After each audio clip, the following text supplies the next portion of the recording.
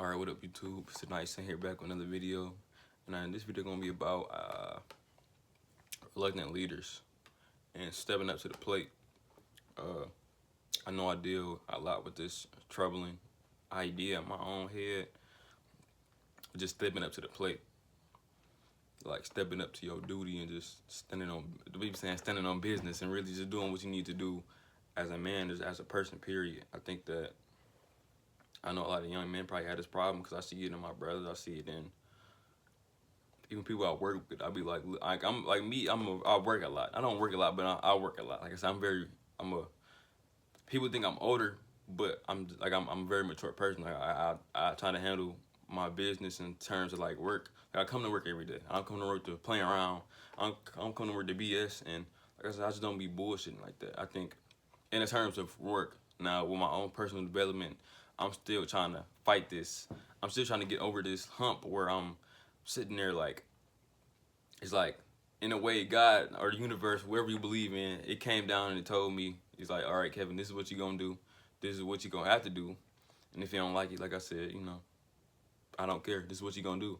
And I'm having a hard time, accepting like, this is what I have to do to, move my life forward. Now, it's not that it's all bad necessarily. It's just that when you're trying to move forward with your life, it's very hard when you don't have support. And not support in like a physical sense. It's more like in the mental sense about what you're going through and how you're going to move forward with just improving your life. Like I said, when people just content about their life and they just want to do the regular stuff every day, it's hard to move past that because you start to absorb whatever is around you.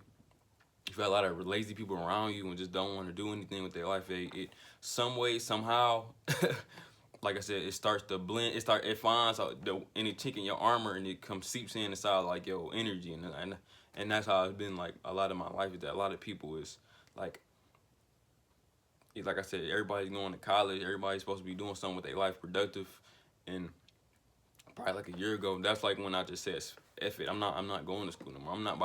I'm not doing something that I don't want to do. I don't feel like doing it. It's like it's not about the, of course, it's the secure way of doing it, but it's not what I want to do. It's not where my heart is at.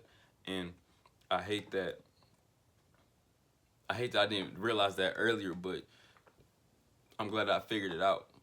But now I'm on this path where it's like I understand what I got to do, but in a way I got a lot of fear with me. I'm scared to do it because of how long it's gonna take. What it's gonna take. It's gonna take the embarrassment. And I hate being embarrassed. I was about to say I can take embarrassment in the sense where I can take the small sense of embarrassment, but I would hate to take the embarrassment like on a larger scale. And on top of that, like the sanity aspect. Of course, like I said, I never thought I was I mean, in a way I am. I'm super sane, but I mean, like, I'm very just like, I'm already like a wacky person. Like I said, I don't. What Kanye said, I think very three-dimensionally. So when I talk, like my head, like how Kanye be, like Cal, but I keep thinking Cal. Kanye is like in a whole nother space. Yeah, part of him is like legit, like he's not mentally unwell, but that's because his brain is so like, I don't know where his brain is at, but it's clearly not here. And it's like, it's not like it's illogical, like it makes sense. Like it's like how he said in the interview one time, it's like he think three-dimensionally. And if you even speak three-dimensionally, you can like, and if you have like the brain capacity to understand it, you get what he's saying. But I'm not about to, say that he ain't nothing wrong with the dude, but something clearly is wrong with him. And I think that's how I'm starting to feel is that when I start to really get down on my purpose and hold myself more accountable to what I'm supposed to be doing, is that I'm going to get to this level where, of course, when I'm not successful yet, but I get embarrassed. I'm getting embarrassed and I'm getting questioned about my sanity. And of course, at the end of the day, you're not supposed to care about it. You're not supposed to allow that type of stuff in your energy or your area. But that's just inevitable. I think that's the inevitable outcome that I know is gonna happen. And I think I just don't want to be disappointed. I think my whole life I've been disappointed, and of course I had always been disappointed. But that's just how I don't invite disappointment in my life. I don't want it around me, if I'm being honest. So that's why I try not to depend on people. But thinking like that will never allow you to really grow and really evolve. So you gotta learn how to, maneuver without living in fear. So yeah, so in that regard, just becoming like a reluctant leader is like, it's very hard for somebody that don't have a blueprint, and it's very hard for people to do that with negativity around them that's always clutching to bring them back down. Like me, I think Freeze said this in the video. Of course, I'm gonna make a whole nother video. If y'all know who Freeze is, Freeze is it. He a man on YouTube. Like I said, he got a lot of wisdom with him. He's like, uh, in the land of the blind, the one-eyed man rules all. And that's like the idea that when we have this type of awareness, and you start to rise above everybody, it's always something that can bring you back down, but also you got better awareness about what's going on and how people live, and you got better awareness of the whole situation and what's going on. And I can say that about the reluctant leader. A lot of reluctant leaders are they hyper aware of what's going on, but a lot of them, they got a lot of fear. They got a lot of anxiety. Got a lot of just negative emotions on them that cause them to hold themselves back and want to conform. Like a lot of my life, I was always kind of conform. Like that was just my thing. Oh my bad. That was always just my thing. Is that I was always trying to conform. I had a hard time accepting my just oddness. I was always quiet. I was the quiet kid. People looked at me like I was weird. I about to say that, and it didn't change to the end of my high school career. But it was just weird. And I couldn't accept it. I started to embrace it, but I was about to say, but I didn't really start embracing it until I started doing what I wanted to do, right? There's been many times when somebody like, just completely tore me down with jokes, and it's like early high school, even if it's middle school, and it was like, I just get bullied too, and it's very mentally like imprisoning. Just being the odd person out. Some people are able to handle that. I mean, I don't think anybody would handle it at first. I think the only way you can handle that is if you was raised that way. People learn to adjust to it. I think I learned to adjust to it, but you never, unless you heal and get to really get that out your system, you never really initially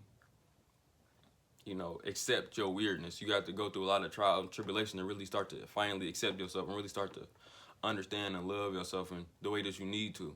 But the reluctant leader, like I said, like me, it's been times in my life when I noticed that I'm very quick to pick up a leadership role, but it was never like, the leader was never something that I was choosing to do. I didn't like being a leader. Like even now, like even at my job now, I'm about to leave my job, go to another job, and they like, oh damn, let's follow the leader now. I'm like, and I get it. Like I said, I do my job. I'm just very considerate of a person. Like I said, it's and I try to respect. I'm a respectful person. I try to be respectful as I can. But a lot of times I don't want to be the leader because I think a lot of young men aren't raised to take responsibility, and I think that's another thing I'm having a hard time, just dealing with is responsibility. Of course, I'm learning it one day at a time, but I'm not trying to, push it off, because I think that's a big problem, is that a lot of people don't want to take responsibility for their own life, and they want to keep blaming other things, and you can blame everything from A to Z, and it's like you're gonna have you in the same spot, and that's like a big fear of mine, is remaining in the same spot forever. Like I think if I would hate to die. Of course, I wouldn't say not gonna would, but I say I would hate to die, and I know that I could have did something really great with my life, but since I complained and since I always put off responsibility, I never really attained what I really truly desired in life. So yeah, that's one thing I hate. So yeah, but I think a lot of just getting over your reluctancy to really take that leadership role and just want to step out and really start to stand on business for real and handle your word, live by your word and really just make a difference in your life and just even your loved ones around you. I think that you just got to learn how to toughen up, and also you just got to learn how to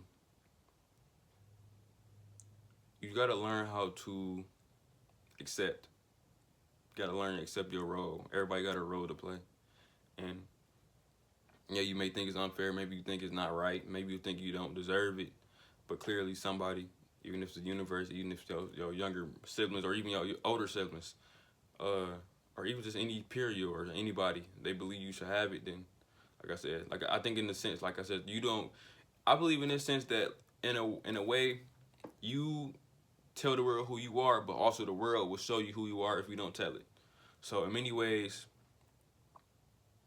But also, it's like I said, it's tricky. It's like it's a combination of that too, because if you ask like even like if you ask me like regularly, do I think I was a leader? I didn't think I was a leader. I didn't think I was a leader because I think people associate leader with like giving out orders and telling people to do things, but I'm just and I'm not like that at all. In a sense, I'm very reserved, and I'm trying to find a way to express myself uniquely.